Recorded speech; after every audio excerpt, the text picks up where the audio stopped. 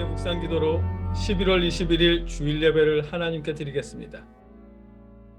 사랑의 아버지 하나님 감사합니다. 지금까지 우리를 또 지켜주시고 이렇게 아버지 앞에 모여 예배하게 하시니 감사합니다. 하나님, 우리가 각자 자신의 처소에서 하나님께 예배드리지만 하나님이 예배를 받아주시옵시고 우리가 신령과 진정으로 아버지께 예배하는 시간 될 수 있도록 주관하여 주시옵소서. 감사하며 예수님의 이름으로 기도합니다. 아멘. 사도신경으로 신앙 고백 드리시겠습니다. 나는 전능하신 아버지 하나님 천지의 창조주를 믿습니다. 나는 그의 유일하신 아들 우리 주 예수 그리스도를 믿습니다. 그는 성령으로 잉태되어 동정녀 마리에게서 나시고 본디오 빌라도에게 고난을 받아 십자가에 못 박혀 죽으시고 장사된 지 사흘 만에 죽은 자 가운데서 다시 살아나셨으며 하늘에 오르시어 전능하신 아버지 하나님 우편에 앉아 계시다가 거기로부터 살아있는 자와 죽은 자를 심판하러 오십니다. 나는 성령을 믿으며 거룩한 공교회와 성도의 교제와 죄를 용서받는 것과 몸의 부활과 영생을 믿습니다. 아멘. 우리가 함께 하나님께 찬양 드릴 때 찬양은 찬송가 94장입니다. 함께 찬양하겠습니다.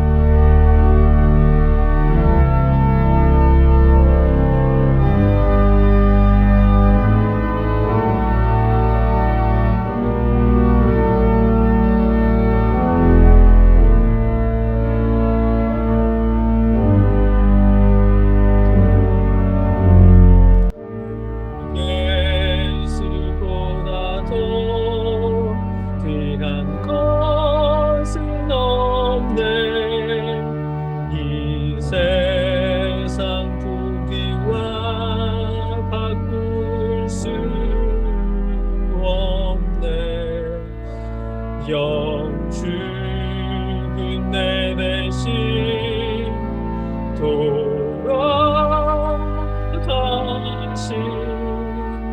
그 놀라운 사랑 잊지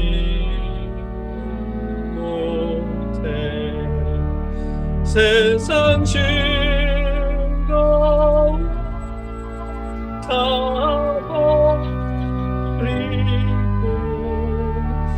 세상 사랑 다 버렸네. 주 예수보다도 귀한 것은 없네.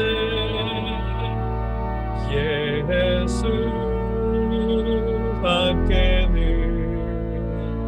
없네. 주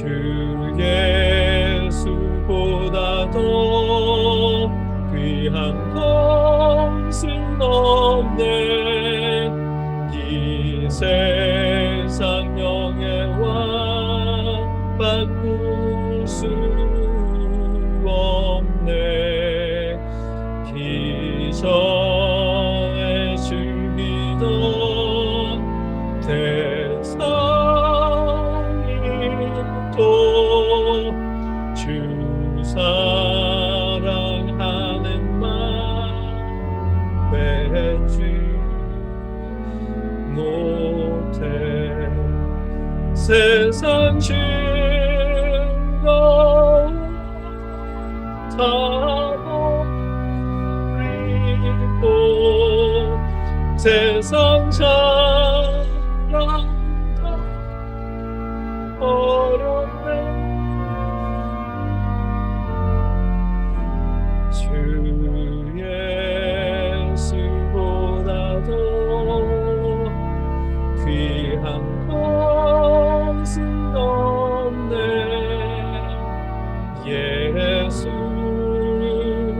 예수밖에는 없네.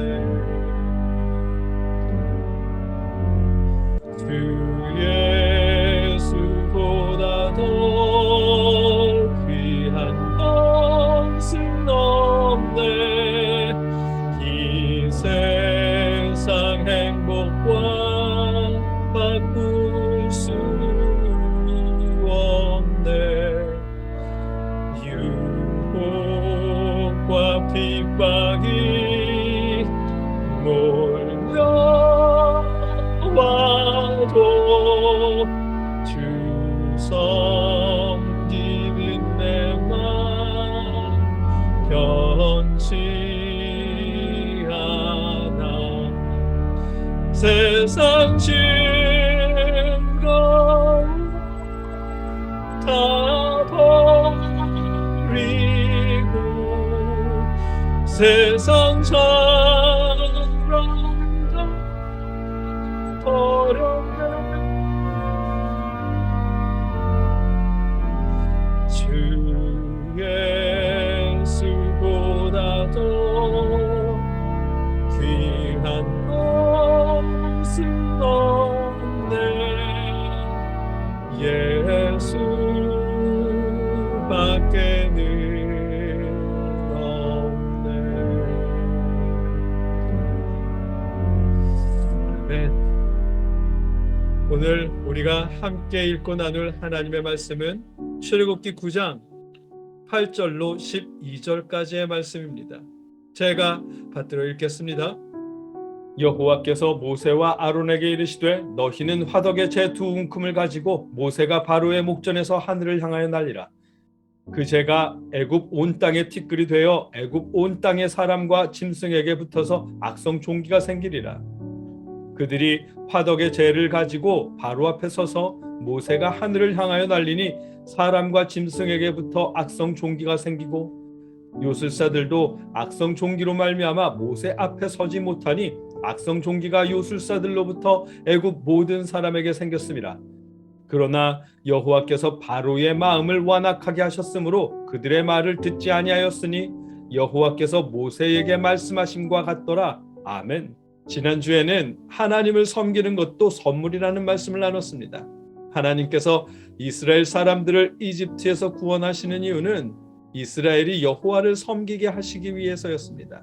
그래서 많은 기적으로 이집트를 벌하고 있는 중이었습니다.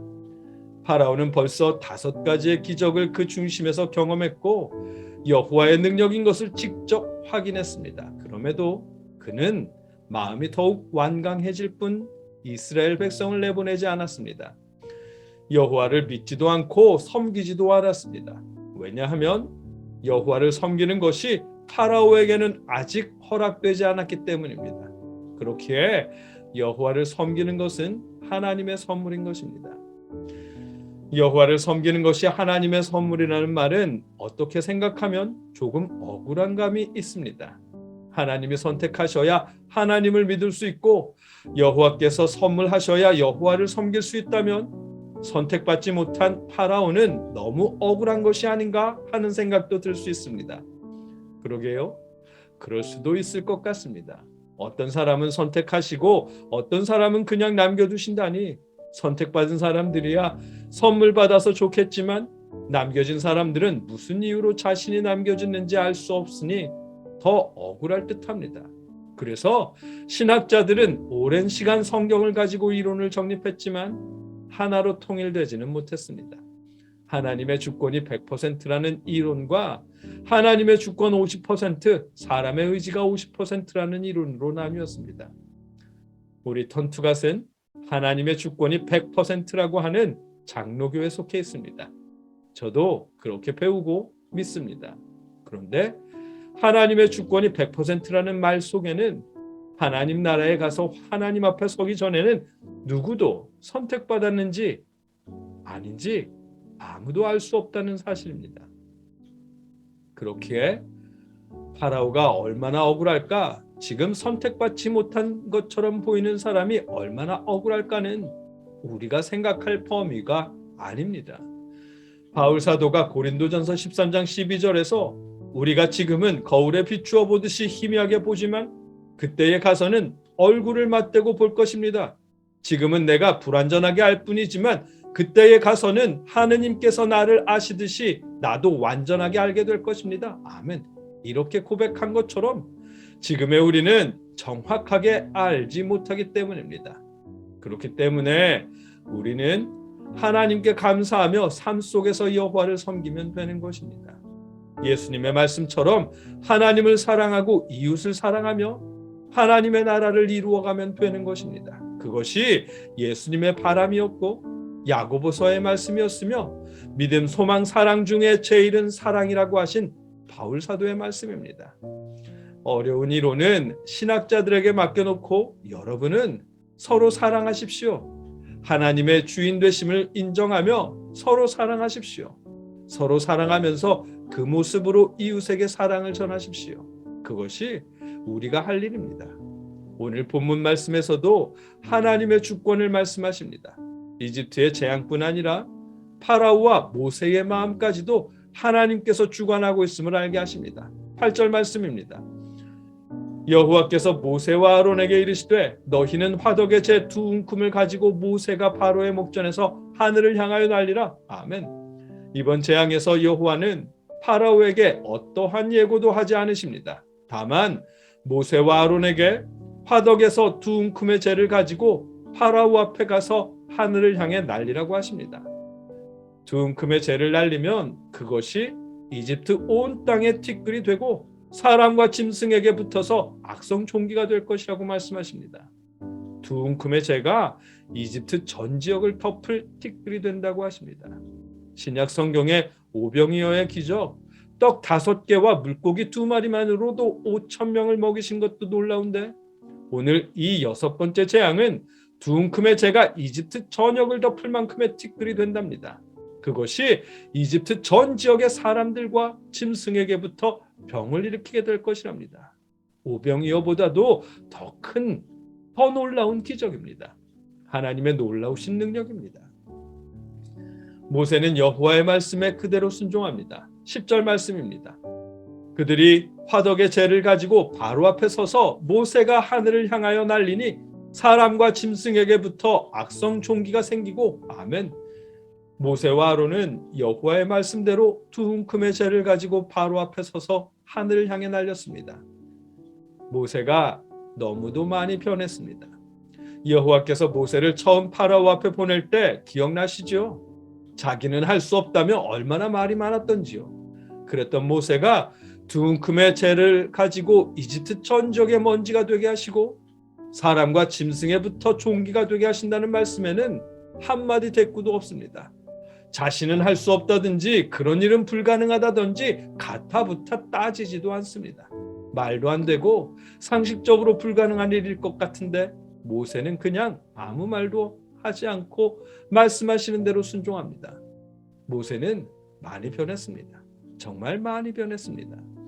하지만 파라오는 여전히 그대로입니다. 그동안의 기적이야 이집트의 술사들도 어느 정도 흉내낼 수 있었습니다. 지팡이가 뱀이 되거나 날강이 피가 되고 개구리가 많아지는 일 등은 이집트 술사들도 비슷하게 행할 수 있었습니다. 파라오가 버틸 근거가 조금은 되었을 것입니다.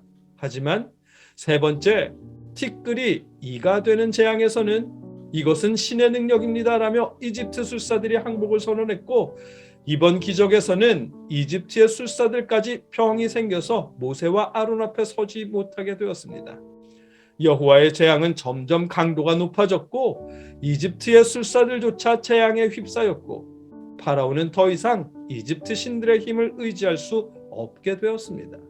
파라오에게 남은 것은 여호와 앞에 엎드리는 것밖에 없는 듯한데 그는 여전히 그대로 버티고 있었습니다. 왜냐하면 파라오가 여전히 버티고 있는 이유는 12절입니다. 그러나 여호와께서 바로의 마음을 완악하게 하셨으므로 그들의 말을 듣지 아니하였으니 여호와께서 모세에게 말씀하심과 같더라. 아멘. 여호와께서 파라오의 마음을 완악하게 하셨기 때문입니다. 아직 여호와께서 계획하신 때가 되지 않았기에 여호와는 파라오의 마음을 완악하게 하셨고 그래서 파라오의 마음은 여전히 그대로인 것입니다. 모세의 마음이 변한 것도 여호와께서 하신 일이고 파라오의 마음이 여전히 그대로인 것도 여호와께서 하시는 일입니다. 기적의 한가운데 있으면서도 파라오가 여호와를 섬기지 않은 이유는 여호와께서 그의 마음을 완악하게 하셨기 때문입니다. 이집트에 일어나는 기적뿐만 아니라 모세의 마음도 파라오의 마음도 전부 하나님께서 주관하고 계십니다. 오늘 본문을 통해 알게 하시는 내용입니다. 하나님은 모든 것을 주관하시는 분이십니다. 반드시 필요하다면 두 움큼의 재만으로도 이집트를 다 덮을 만큼의 티끌이 되게 하시는 분이시고 티끌이 전염병으로 되게 하시는 분도 여호와이십니다. 자신의 능력만을 바라보던 모세가 여호와의 능력을 바라볼 수 있도록 변화시키신 분도 여호와이시고 놀라운 여호와의 능력을 목격하면서도 돌아서지 않도록 파라오의 마음을 붙잡아 두시는 분도 여호와이십니다. 여러분을 선택하셔서 자녀 삼으시고 섬기게 하신 분도 여호와이시고 여러분의 마음을 변화시켜 주실 분도 여호와이십니다. 여러분의 마음을 위로하시고 회복시켜 주실 분도 여호와이십니다. 사람의 마음을 변화시켜 주시는 분은 우리 하나님 여호와이십니다. 모든 것을 주관하시는 여호와께서 여러분의 마음을 변화시켜 주시고 위로하시고 모든 불안과 근심, 우울함을 치유하시고 회복시켜 주시기를 주님의 이름으로 축복합니다. 함께 기도하겠습니다. 하나님 아버지, 여호와께서 모든 것의 주관자이심을 다시 한번 깨닫게 하시니 감사합니다. 하나님, 오랜 어려움 끝에 상한 심령을 위로하여 주시고 살면서 겪는 모든 아픔들을 위로하여 주시고 장래에 대한 불안과 현실에 대한 불만과 과거에 대한 후회까지도 하나님이 어루만져 회복시켜 주시옵소서. 우리 마음의 우울함과 슬픔과 하나님 고통을 아버지 어루만져 주시옵시고 회복시켜 주시옵소서. 예수님의 이름으로 감사하며 기도하옵나이다. 아멘. 이제는 우리를 위해 십자가를 진 예수 그리스도의 크신 은혜와 독생자를 보내시면서까지도 우리를 구원하고 싶어 하시는 아버지 하나님의 그 크신 사랑하심과 지치고 상한 심령을 위로하시는 성령님의 위로하심이 오늘 함께 예배드린 한 사람 한 사람 위에 그들의 가정 위에 그 마음 위에 영원토록 함께 하시며 위로하시고 회복시켜 주시기를 주님의 이름으로 간절히 축원하옵나이다. 아멘.